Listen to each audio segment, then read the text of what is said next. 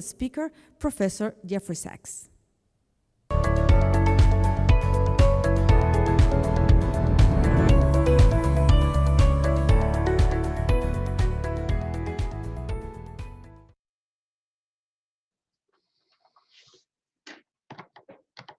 All right, folks, we're on. So welcome to our CAEI studio, aka my office, for this 7th edition of CAEI. I'm very happy to report that more than 1,000 delegates from 40 countries have completed their registration to CAEI, and we're very excited about this, especially considering that most of the large higher education conferences have actually seen a decrease of their participation for virtual events. So we closed shop 2 years ago in Bogota, just below the 1,000 bar. So we're very excited about this new record. And I'm being told that more people are still logging in as we speak. I guess this really shows the commitment and dynamism of an emerging region in terms of internationalization of higher education. And we hope that this week will be full of great opportunities to extend both your knowledge and your partnerships throughout the region. I will now invite the tech producers to put Jeffrey Sachs on screen. I'm being told that he's logging in as we speak. Professor Sachs, good day. How are you? I'm very good, thank you, sir. It is now my immense pleasure and privilege to welcome Professor Jeffrey Sachs. For those who are not yet familiar with our distinguished guest, let me read a very short summary of his remarkable career. Dr. Sachs is a university professor and director of the Center for Sustainable Development at Columbia University in New York, where he directed the Earth Institutes from 2002 until 2016.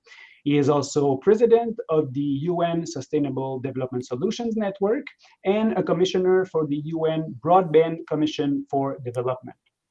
He has been advisor to 3 United Nations Secretaries General and currently serves as an SDG advocate under Secretary General Antonio Guterres. He spent over 20 years as a professor at Harvard University, where he received his BA, MA, and PhD degrees, and has received over 35 honorary doctorates around the world since then. He has authored numerous bestseller books. His more recent book is The Ages of Globalization, Geography, Technology, and Institutions in 2020. And Professor Sachs was twice named as one of the Times Magazine 100 most influential world leaders and was ranked by The Economist among the top 3 most influential living economists. So Dr. Sachs, let me first thank you for accepting our invitation. We know your agenda is way beyond busy. 2 years ago, we almost convinced you to come to CAEI 2019 in Bogota with the help of your colleague and friend, Jose Antonio Ocampo, but timing was just not right. I guess now with virtual events, we can actually have you connected without any footprint on the environment, which is a good news. So welcome to CAEI 2021. Welcome to a large community of university presidents and senior leaders, academics, and passionate people, all willing to do more to respond to the SDG agenda. Many have said that we need to shake the ivory tower. So we are very much looking forward to your thought-provoking remarks. The floor is yours, sirs. David, thank you. And colleagues from around CAEI, from around the Americas, thank you for having me. And greetings this evening from Tirana, Albania. So indeed, Zoom is a wonderful thing in its way. It's nice to see people in person as well, but it is good that we can so easily get together virtually and share ideas and communicate. And I hope that this is the start of a wonderful relationship. Let me mention right at the outset that I'm very lucky to direct the UN Sustainable Development Solutions Network, SDSN. I hope that many of the universities participating in CAEI are already members of SDSN. But if not, please do join SDSN.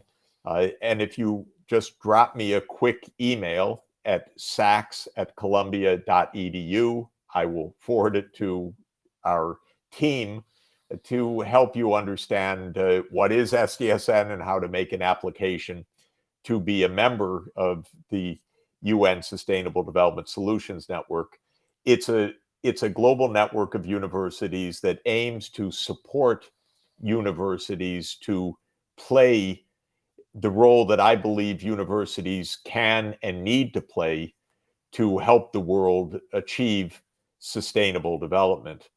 So SDSN is here for you, and I really would like you to participate. I think it can help strengthen the sustainable development offerings of your universities.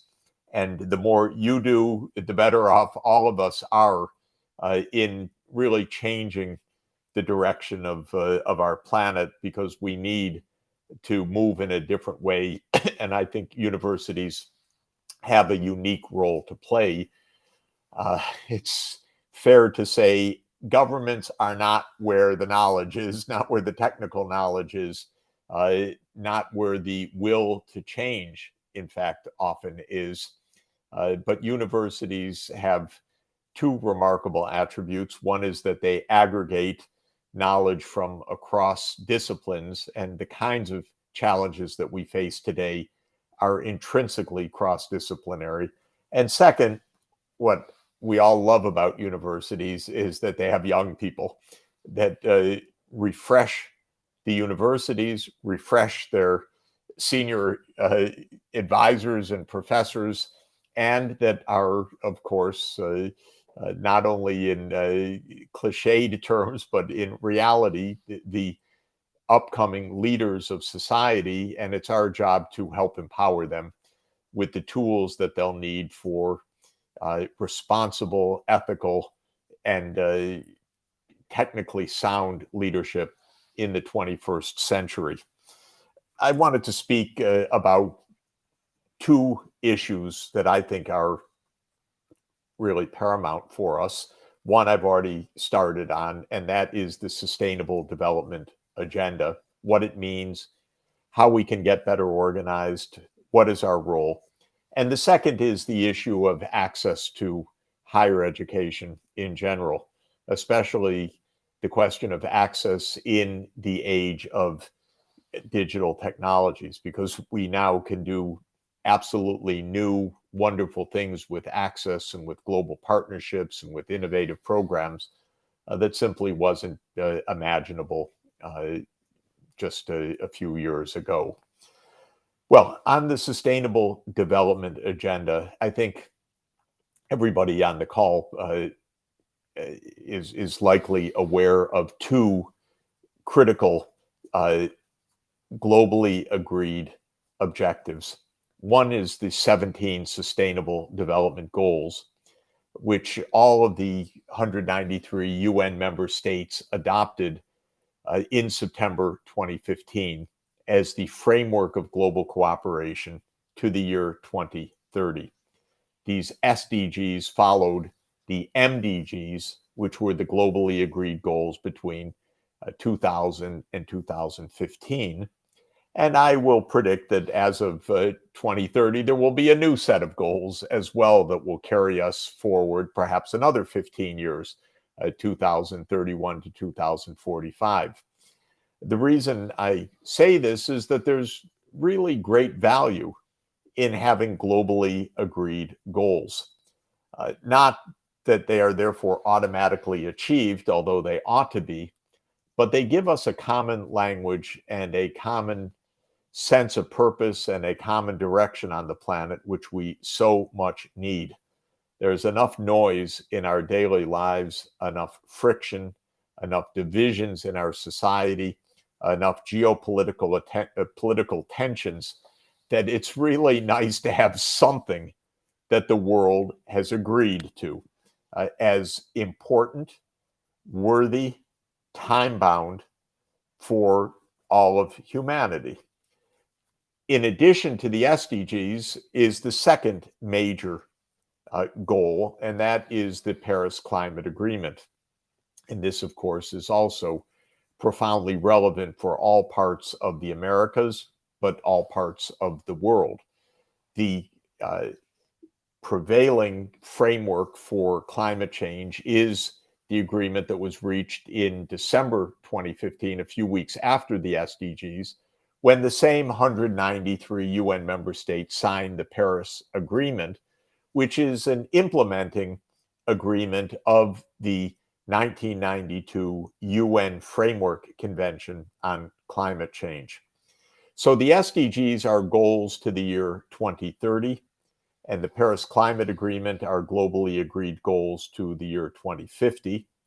And one could add that in addition to the climate agenda of the Paris Agreement, we have other environmental agreements that are of a similar kind, especially the Convention on Biological Diversity, or CBD, which is a kind of partner with the Paris Agreement, or with the UNFCCC, which calls on all countries to protect ecosystems and protect biodiversity.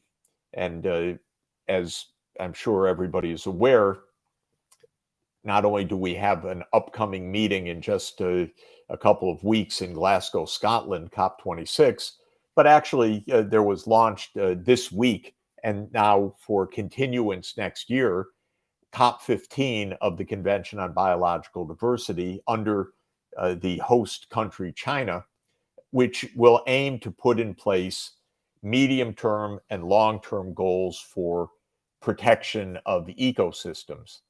And heaven knows in the Americas, we have a lot of threatened ecosystems, whether it's the Amazon or the small island states of the Caribbean, or Central America beset by massive drought, and so on. So these two agendas are profoundly important. I think for us as members and leaders of universities, it's really important for us to reflect, what do they mean for us, for the university sector? And there, I think the answer is three things. First, of course, universities, by bringing together expertise in earth sciences, in engineering, in policy sciences, in law, in economics, in finance, in behavioral sciences, aggregate the set of tools that are crucial for success of the SDGs and the Paris Agreement. And I don't know of other institutions in society, they don't really exist, that can aggregate that amount of expertise. So I think universities really need to say, yeah, we're going to work on these two issues centrally in our research, because who else is going to do it? And to have governments understand that universities are partners. They can be a threat because universities tend to tell the truth. Governments, not so often. But governments also need technical help, how to do the things that they're supposed to do. Most governments don't know. And so I see universities first as having a research agenda.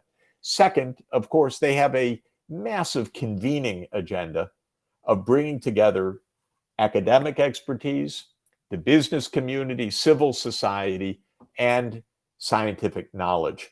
So government, academia, business, civil society, universities are good at bringing together these different stakeholders to help forge agreed pathways forward. And third, maybe most fundamental of all, we need to train students in these areas. And that, in my view, requires new kinds of educational programs. When I was a director of the Earth Institute at Columbia, we introduced a new PhD in sustainable development as an integrated, holistic study of Earth systems, engineering, and policy systems. We introduced, I think at the time, 8 new master's degree programs in sustainable development. We introduced a new major for undergraduates in Columbia College in sustainable development. Because my view is sustainable development is a discipline. It's an intellectual discipline, not only a set of goals, but a way of thinking that puts together physical, engineered, political and economic and social systems in a system of systems orientation, with the idea of helping to shift the trajectory of our socio-political economic systems towards sustainable development. So this is, for me, pretty much a central proposition. We ought to be leading. And the whole idea of the SDSN is to support universities for these three major roles: the research role, the convening role, and the educational and pedagogical role. We have several different documents of SDSN, how to get started with the SDGs. We have a very active networking system of SDSN, which all of you are absolutely welcome. I'd almost say required, but I won't say that, but welcome to join and to help support. And we are aiming for a call with university presidents and UN leaders sometime in early 2022 around these themes. Let me turn to the second major theme that I wanted to introduce briefly, and that is, what can we do with this wonderful new online pedagogy to reach more students? Because higher education has been necessarily limited. Of course, not every young person is going to want to have a tertiary education or will be able to, but I think a larger proportion can and should in our knowledge-based economy and society. But cost has been a big hindrance. Limitations of capacity of universities, budgets and so forth have been obstacles. And I'm very keen on thinking through how the new digital technologies enable us to do more. I'll be launching with some African universities a kind of online Africa-wide master's degree in sustainable development in the coming year. And the idea there is, with some blending of brick and mortar campuses, to launch a master's degree at quite low cost, something on the order of maybe $2,000 tuition in the year, or maybe up to $3,000, but not the very, very high costs that one would find in a US university or many other universities. And this is possible because of digital technologies and the great economies of scale that the digital technologies enable. I also think that with the digital technologies, we can do a lot more creative things. In our knowledge-based society, we ought to have systematic adult education. We ought to have continuing education for our students, even certification on a continuing basis. My wife is a medical doctor, and she takes continuing medical education credits because you're supposed to continue to upgrade, to make sure that you're at the cutting edge of knowledge, and clinical practitioners need to continue to have systematic education. But I think that's true of society more generally. So I would like the universities to think also not only about their own students, but about public education, public awareness, more outward-facing events, more short courses, more certification, more opportunities with webinars, with public participation. I think that there is a world of interesting developments ahead. Of course, the other thing which I think everybody online will know and feel and will be engaged in is we can partner much more effectively now. Joint degrees, classrooms that are globally interconnected, something I've been doing in my courses for a dozen years now, where I start teaching at 8 a.m. in Eastern time in the United States, 8 p.m. in Beijing, and almost all time zones in between for Europe, Africa, and most of Asia. And that way you can have students from all over the world joining in a common classroom. I find that very attractive. I think if students work together across the world and we find interesting ways to do that, that's going to enrich the education as well. In general, we're an interconnected global society that doesn't know much about each other. And I would like us to use education to help our students understand that they are part of a globally interconnected world. And I think creative pedagogy can help to bring that insight to bear, even in the formal training. So these are the two main themes that I wanted to put before you as you get started on this exciting conference. And let me thank you again for the opportunity to join. I don't know whether there are any questions or time, David, or if I've run on far too long, but let me thank you for the chance to be with you. No, never too long, Professor. Thank you. Quite the opposite. I do have a couple of questions that we prepared. The first one, when we look at moving forward the SDG agenda here at IOHE, we're a university association with 350 members across 28 countries, all in the Americas. We managed to raise funding to launch research grants. So we collected 100K with a group of Canadian institutions to support SDG initiatives from our members, looking specifically at the intersectionality you were referring to. And just recently, as we were discussing with a group of top-level researchers from Canada on the different kind of angle we wanted to give to the call for proposals, quite interestingly, these researchers said, and I want to focus these questions on the Americas and Latin America, Caribbean region in particular.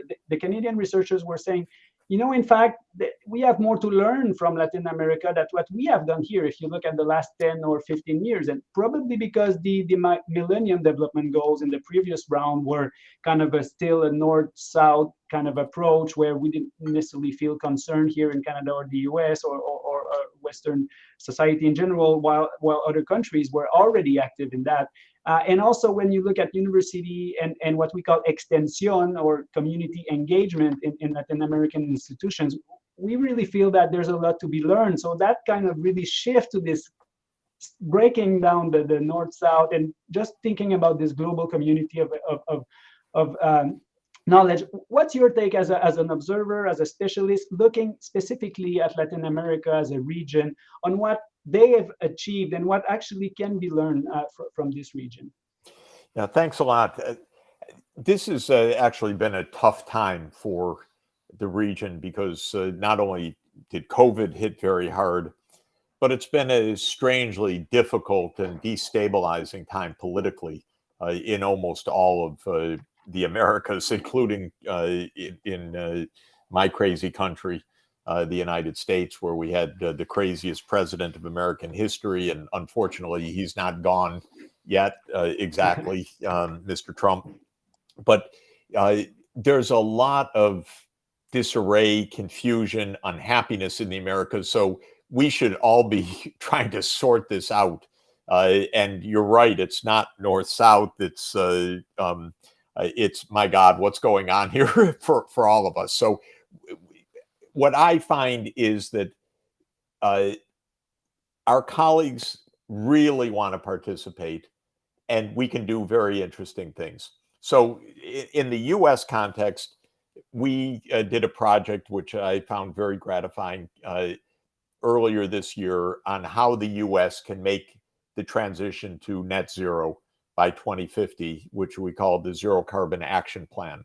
And there were probably 30 academics around the United States that devoted their time for free working on this, turned into a several hundred-page document that I think is very useful and very valuable.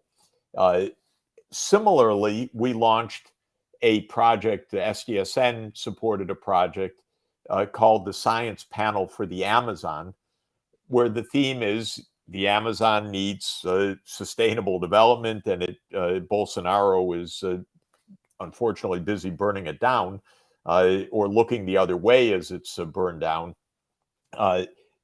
what should be done.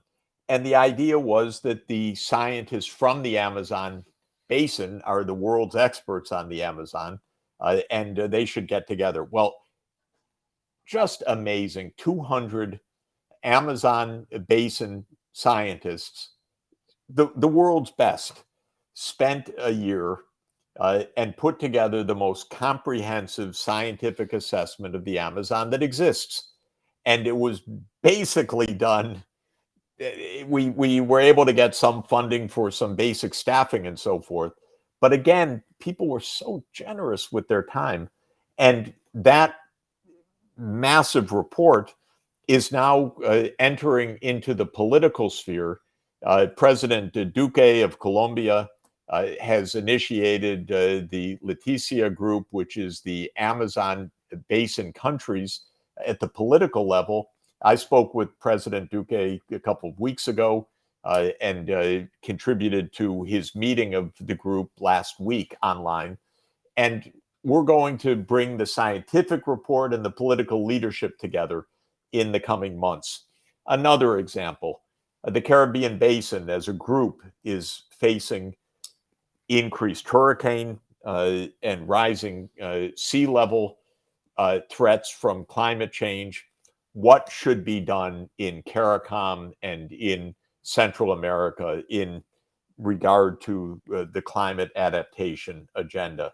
Again, University of West Indies, other universities in the Caribbean, political leaders getting together at a regional scale for analysis. I should mention a couple of years ago, I worked with the Canadian government and actually with Hydro-Quebec to look at the issues of connecting Canadian hydropower with the US Northeast. And I was delighted that a couple of weeks ago, New York City announced an agreement to bring in a lot of hydropower from northern Quebec, which I think is environmentally friendly, zero carbon, way up near the Hudson Bay. So it's absolutely environmentally sound in my view. And it's a long distance, high voltage, direct current line down the East Coast, which is what we need. But again, academic research helped to build what turned into an important public investment. So my view is that everything we're talking about is about solving real problems, working on actual hard challenges, getting rarely answering a grant proposal, unfortunately, because they're not written for the real problems necessarily, but getting academia together to say, this is what's really needed, and then going back to funders, to donor governments or to foundations and say, look, this research is really important. You should support this so that we can do our work properly. And there are a lot of foundations that are ready to step up and support that kind of work now. Thanks for that, and I appreciate the reference to what we do here. We're actually proud to provide the light for New York during the cold winter. So, and with the green energy, which is kind of in contra with other movements pushing for other type of energy. So it's a good reference, definitely. Maybe just a last remark, Jeffrey, as we will wrap up now, in respect for your time. We have a lot of institutional leaders. You mentioned the work of the SDSN, of course, and we know the guidelines are there. But when we look at leaders and university presidents or VP research, we have a lot of director international here connected from all the different universities. And you mentioned the technical help that universities can provide, because we know at the end of the day, although civil society is getting organized and the university system add their voice, the formal reporting channel of the SDG progress has to go through the formal government channels. And you've been publicly critical of this impasse. What would be your recommendation to all the college and university colleagues here present to maximize their direct impact? You did refer to high-level policy and advocacy. You did also mention grassroots level impact with students. But for university administrators and leaders, where can they have a direct impact on this agenda? Well, first, this is a good discussion for us to have over weeks and months. So I just want to invite an ongoing discussion about the practicalities. And I will be back to you, David, with ideas about that. We also have, as I say, some documentation that can be helpful. But I do think a university leader should think about the different categories: the research, the educational curriculum, and the policy convening and leadership as distinctive but interconnected parts of the university offer. Then, depending on the university, there should be engagement with often the local city or the district or the national government, and outreach at the right level. And at Columbia University, we work a lot with New York City, but also, of course, we help to organize things for the state government or for the federal government. And I believe that every city needs help of a local university, each province, each national government, and so we should think about that kind of connectivity as well. My general view is get out there and lead. We don't have time for always asking for permission. We need ideas. We need breakthroughs of political systems that are often encrusted or corrupted or not able to get their hands around these big problems, or that want help. So when it came, for example, to measuring the SDGs, there's an official process, but I said that's going too slowly. So we decided to put out a sustainable development report each year where we measure progress. And it became a benchmark for a lot of the global community as the go-to place for the SDG index. And I'm constantly asking my colleagues, what more can we do? Policy benchmarking, policy pathways, budget analysis, and so forth, because I want us to keep adding to the solutions and thinking about innovative ways to add to the solutions. Governments generally then come around and say, okay, yeah, we can see you could be helpful, but it's not necessarily their first instinct. All right. Well, thank you so much for these inspiring observations, Dr. Sachs. It's been a great treat for us to welcome you as our inaugural keynote speaker. I'll give one clap, but please know that there's 1,000 people behind clapping in their office or homes. So thank you again for your generous time. We look forward to continuing the dialogue, and good evening down there. Thanks so much. And we will continue all of these discussions. And thanks to CAEI for all the great work. Most definitely. Thank you, sir. All right. So just to complete the opening of CAEI, again, I want just to take 1 minute to respond to all the greetings that were said. We can see people from all over the continent. Podemos transicionar al español también. Hemos visto a tantos saludos en el chat. Estamos muy contentos de poder abrir finalmente este gran evento. En pequeños anuncios, ahora tendremos una pequeña pausa. El ritmo de la conferencia pues será un poco distinto que los eventos virtuales, obviamente. So, ahora tienen un espacio, les invitamos a visitar la CAEI Expo, los kioscos de nuestros distintos patrocinadores y colaboradores, familiarizarse con la plataforma, establecer contacto con sus colegas. Y resumiremos a las 4:30 hora de Chile, 3:30, con un panel sobre Education SDGs, con Joseph Vilata, del Guni Network, Brigitte Baptiste, rectora de EAN, y el rector de Dr. Ebel de la Universidad Frontera de Chile. I'm sorry, it's 3 p.m. hora de Santiago, 4 p.m. in New York and Montreal. Y para concluir, queremos terminar esta inauguración con un mensaje de bienvenida de nuestro anfitrión, el ministro de Educación de Chile, lo que concluirá esta inauguración. Así que les invitamos a seguirnos en las demás actividades previstas en el programa. Gracias y estaremos en contacto toda la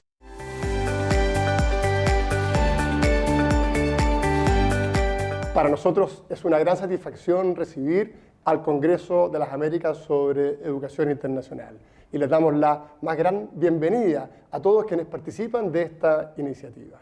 La posibilidad de compartir experiencias y sacar de ahí las mejores prácticas que pongan la educación superior al servicio de los estudiantes es real en este Congreso y esperamos que de la posibilidad de compartir entre todos podamos efectivamente sacar grandes conclusiones con ese objetivo.